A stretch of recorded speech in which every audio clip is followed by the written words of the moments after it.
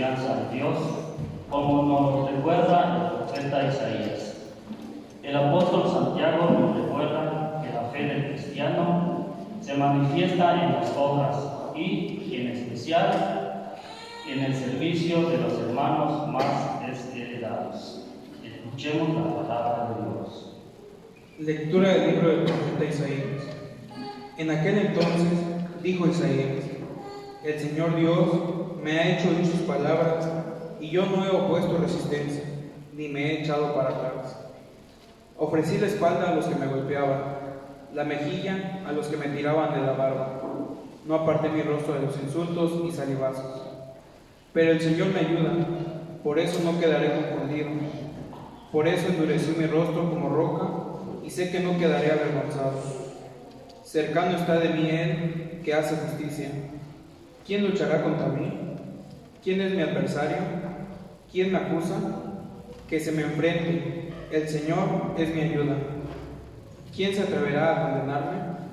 Palabra de Dios.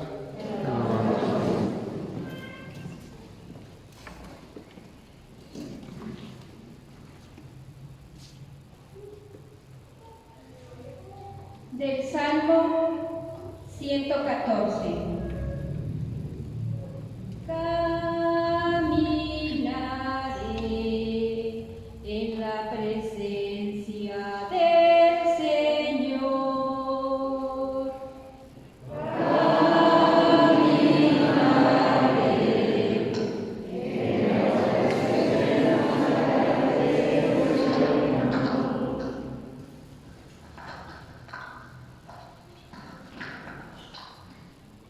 Amo al Señor porque escucha el clamor de mi plegaria, porque me prestó atención cuando mi voz lo llamaba.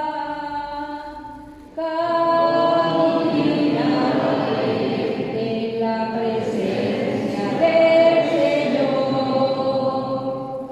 Redes de angustia y de muerte me alcanzaron y me ahogaban.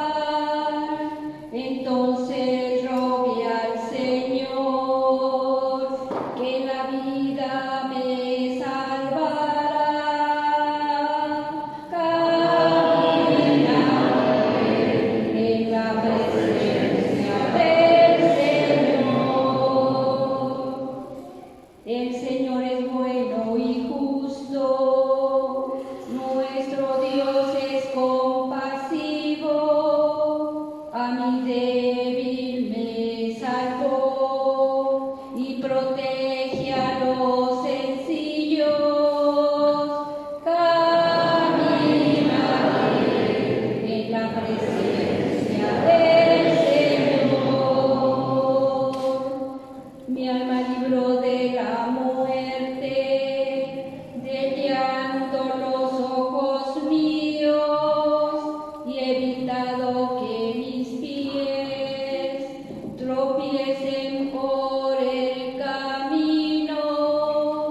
Caminaré ante el Señor por la tierra de los vivos. Caminaré en la presencia del Señor.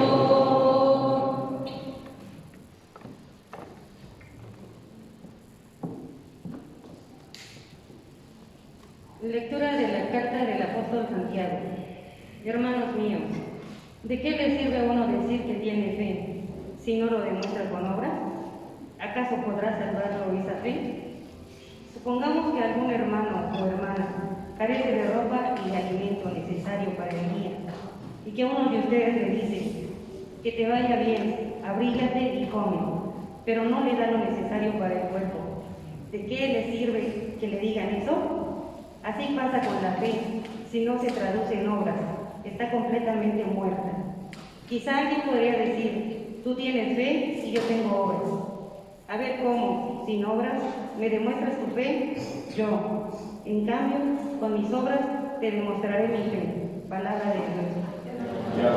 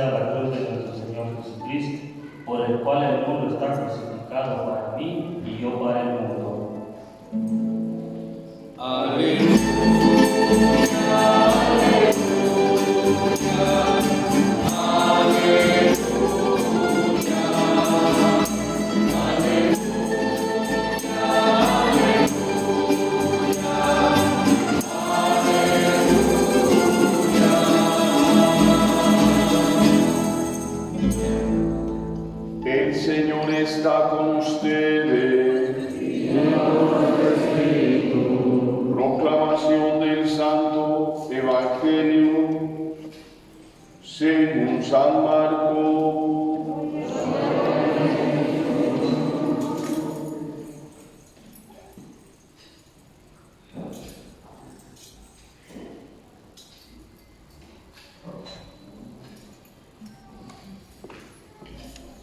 En aquel tiempo, Jesús y sus discípulos se dirigieron a los poblados de Cesarea de Filipo.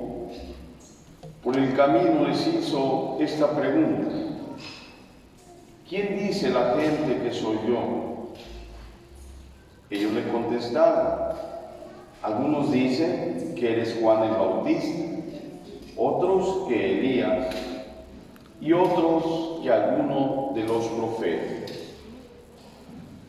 Entonces él les preguntó: ¿y ustedes? ¿Quién dicen que soy yo? Pedro le respondió: tú eres el Mesías. Y él les ordenó que no se lo dijeran a nadie. Luego se puso a explicarles que era necesario que el Hijo del Hombre padeciera mucho, que fuera rechazado por los ancianos, los sumos sacerdotes y los escribas, que fuera entregado a la muerte y resucitara al tercer día. Todo esto lo dijo con entera claridad. Entonces Pedro se lo llevó aparte y trataba de disuadirlo. Jesús se volvió y, mirando a sus discípulos, reprendió a Pedro con estas palabras: apártate de mí, Satanás, porque tú no juzgas según Dios, sino según los hombres.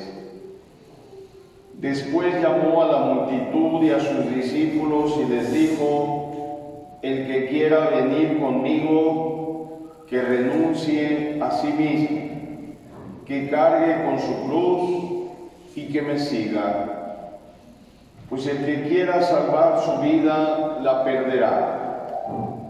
Pero el que pierda su vida por mí y por el Evangelio, la salvará. Palabra del Señor.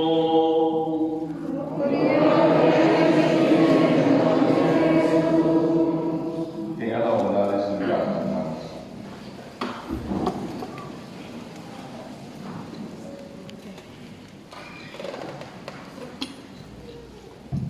Les comentaba al inicio de esta Santa Misa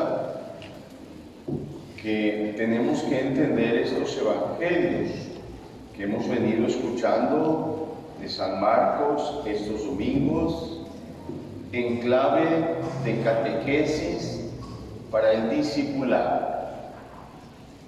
Podríamos decir que es como la pedagogía de Jesús para ir preparando a sus discípulos. Bueno, es una pedagogía para nosotros, ¿verdad? El domingo pasado escuchábamos ese evangelio donde llevan ante Jesús a un sordo y tartamudo y le piden que le imponga las manos, pero Jesús no hace eso. Jesús se lo lleva aparte y va a hacer un gesto que podríamos decir es muy contundente de lo que Jesús espera de sus discípulos. Mete el dedo en sus oídos y con su saliva toca la lengua de aquel hombre tartamudo. Él pronuncia la palabra Efetá, que significa ábrete. ¿Por qué San Marcos nos escribe esa palabra en arameo? ¿Cuál es la fuerza que tuvo en toda esa primera comunidad? Pues podríamos decir, era, como lo sigue siendo hoy, un signo bautismal. Hoy hacemos ese signo, ¿verdad? De hacer una pequeña cruz en el oído y en la boca del bautizado. Entonces podríamos decir que Jesús nos revela que nacemos sordos y en buena parte ciegos. No quiere decir que carecemos de esos sentidos, no. Lo que significa es que tenemos que aprender a escuchar, a abrir nuestro oído para escuchar la voz de Dios en nuestra vida. Abrir y destrabar nuestra lengua para que podamos proclamar esas maravillas de Dios en nosotros y en los demás.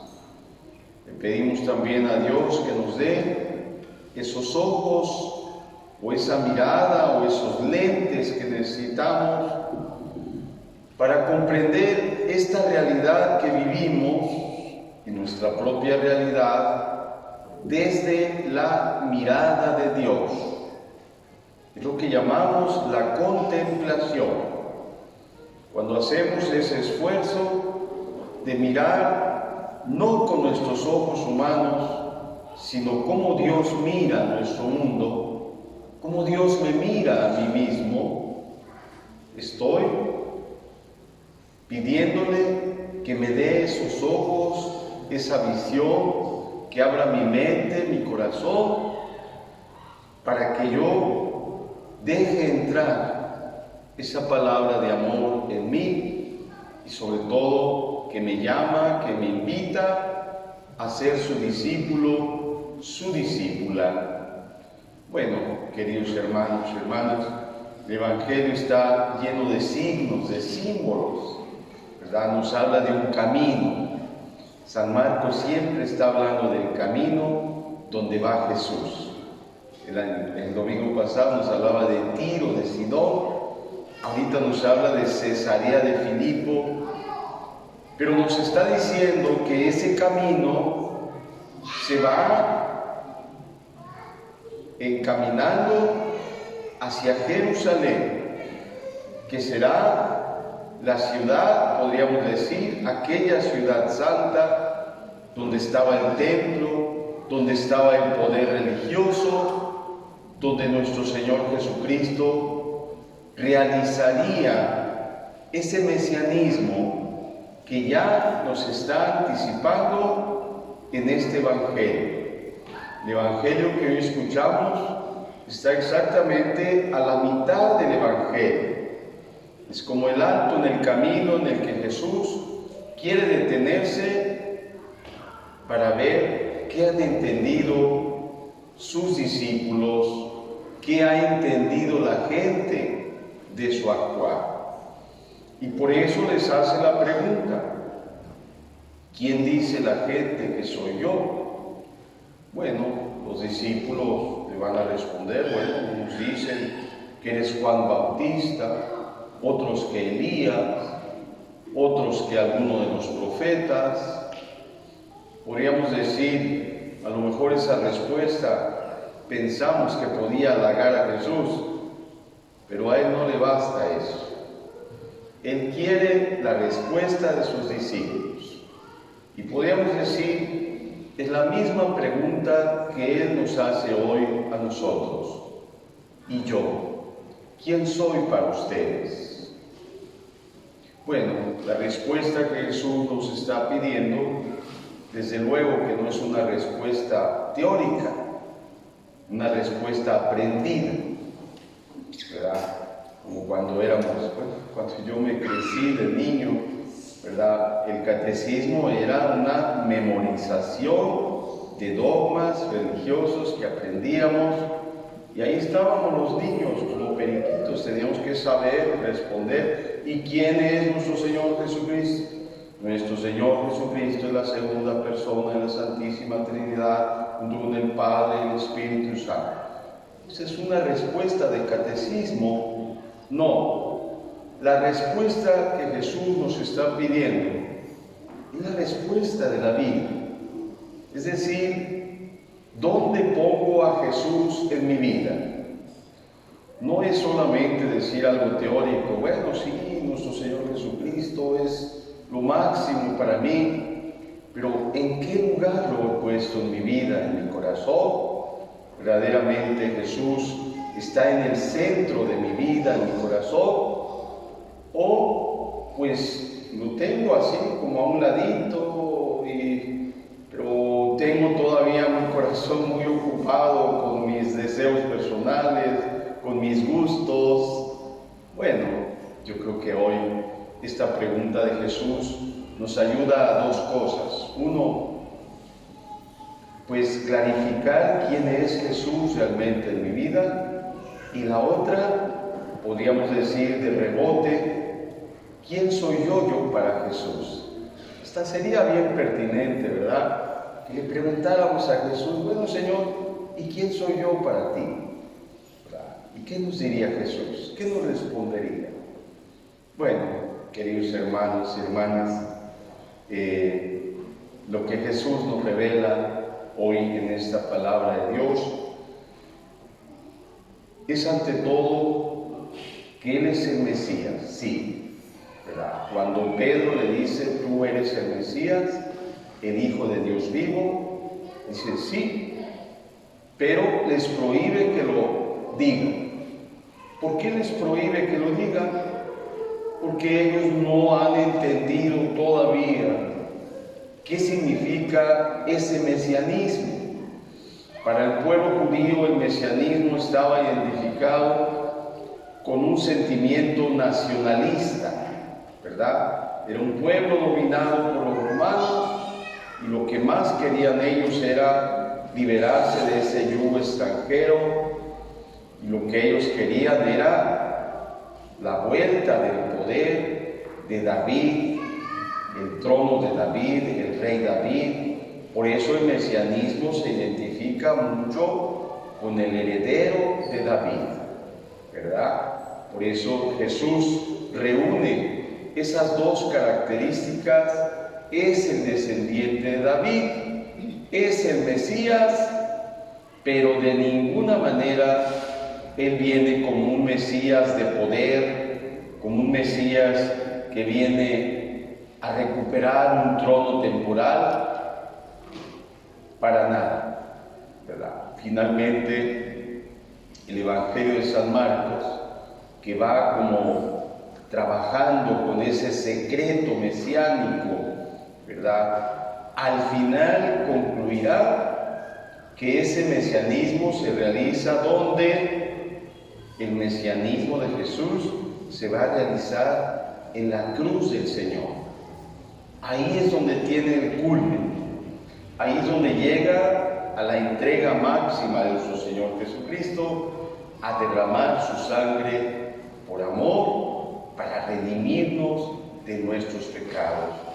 Y fíjense qué interesante, el Evangelio de San Marcos pone en la boca del centurión romano, la afirmación más grande de fe que podemos ver en ese Evangelio. ¿verdad? Dice ahí, verdaderamente, este es el Hijo de Dios. Esto es lo que el centurión pronuncia al ver la manera como nuestro Señor Jesucristo muere entregando su vida, y podríamos decir, ahí está la realización plena de su mesianismo. Bueno, vamos a pensar un poquito en Pedro, que cuando oye que Jesús les anticipa, el Hijo del Hombre será entregado en manos de los sumos sacerdotes, de los ancianos, de los escribas, lo van a matar, pero al tercer día va a resucitar. Pues ahí en la actitud de Pedro podríamos decir, a lo mejor está nuestra actitud que nosotros tomaríamos, ¿verdad? Se lo lleva aparte y le dice, no, Señor, ¿cómo va a ser eso? ¿Cómo vas a permitir? Tú eres el Hijo de Dios. Tú tienes el poder para mostrar esa gloria de Dios como tú la quieras. ¿Por qué tienes que someterte a la muerte? ¿Por qué tienes que someterte al camino de la cruz? Son exactamente las mismas tentaciones que Satanás le va a ofrecer al Señor cuando le dice, ¿verdad? Si tú eres el Hijo de Dios y tienes hambre, después de 40 días de estar en ayuno, pues convierte una piedra en pan. Tú eres el Hijo de Dios. Y le dice también, arrójate de lo alto del templo para que la gente vea que vienes sostenido por tus ángeles y crea en ti. Y la otra tentación, tú eres el Hijo de Dios, yo te daré todos los reinos, yo te daré todas las riquezas de las naciones. ¿Cuál será la respuesta de Jesús? La misma que le da a Simón Pedro. Apártate de mí, Satanás, porque eso que tú estás pensando no es el pensamiento de Dios, sino el pensamiento de los hombres. Y para que quede claro en qué consiste el discipulado, nos lo va a decir, el que quiera venir en pos de mí, que se niegue a sí mismo, que cargue su propia cruz y que me siga. Porque el que se guarda para sí mismo o guarda su vida para sí mismo, la va a perder. Pero el que la pierda por causa mía y del Evangelio, la ganará para la vida eterna.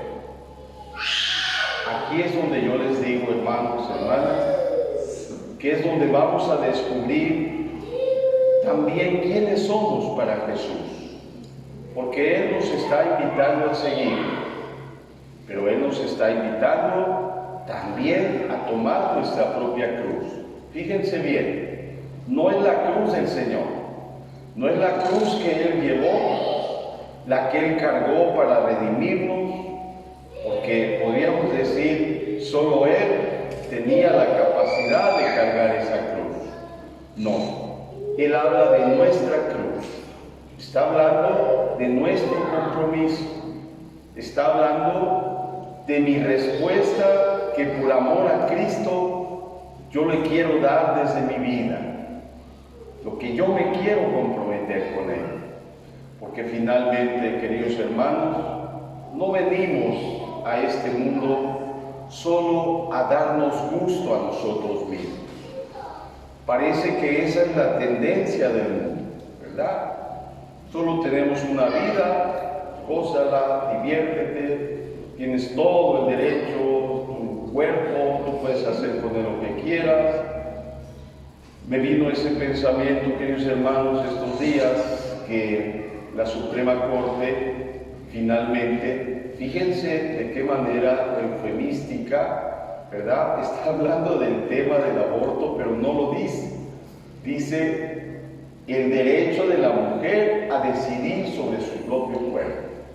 Pues sí, tenemos derecho a decidir cada uno sobre nuestro propio cuerpo, pero en absoluto, cuando pensamos que es un derecho absoluto, que no tiene antes una misión o una relación con los demás, en este caso, ¿verdad? Pues un embarazo, y decir, a ver, solo pensar en la persona, pero no hay un peso de conciencia en una criatura o un ser que ha sido concebido. Entonces ponemos por encima una vez más el derecho, la decisión de la persona, sin relacionarla con la misión o con la tarea que Dios nos ha llamado a vivir. Y es al revés. Aquí Jesús lo que nos está diciendo: el que quiera venir en pos de mí, que se niegue a sí mismo. Negarse a sí mismo significa aceptar que muchas veces tengo que rechazar algo que a lo mejor legítimamente me pertenece o podría yo realizarlo, pero que por amor a Él yo he escogido, he decidido seguirlo a Él y poner en primer lugar la misión, la tarea. Entonces es cuando vamos descubriendo lo que significa el significado de esa cruz, mi compromiso por amor a Cristo, mi compromiso por amor a su reino.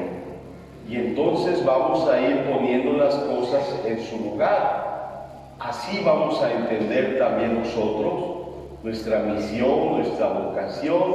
¿A qué me llamaste, Señor, a este mundo? ¿Cuál es mi tarea como bautizado? ¿Cuál es mi tarea como padre de familia, como esposo? ¿Cuál es mi tarea como profesionista, como maestro, como funcionario público? No es solamente que estoy aquí en este mundo para buscar mis intereses, porque ahí vemos cómo se corrompen los intereses humanos, ¿verdad? Cuando gana la ambición del corazón, pero no estamos anteponiendo en primer lugar nuestra conciencia como discípulos de Jesús, sino que es lo que debiera estar al principio, lo que debiera estar a la base para decir verdaderamente: quiero ser y soy un discípulo, una discípula del Señor.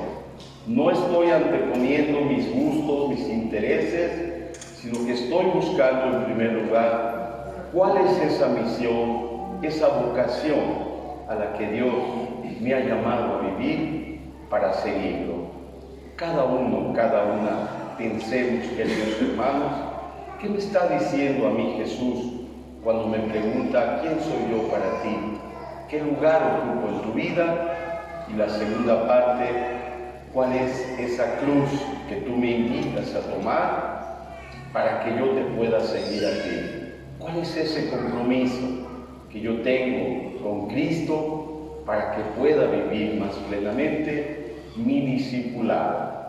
Y podríamos decir: ahora sí le entendimos al sentido de nuestra vida, al por qué estoy aquí en este mundo. No vine solamente por una casualidad, estoy aquí porque tengo una misión, porque también soy discípulo y discípula de Jesús y estoy llamado a construir ese reino que Jesús soñó desde el aquí y desde el ahora, donde Él nos está llamando a vivir este seguimiento. Vamos a pedirle ese don a Dios, que nosotros también descubramos con mayor claridad a qué me está invitando Jesús en mi vida, en esta etapa de mi vida. Nos ponemos de pie.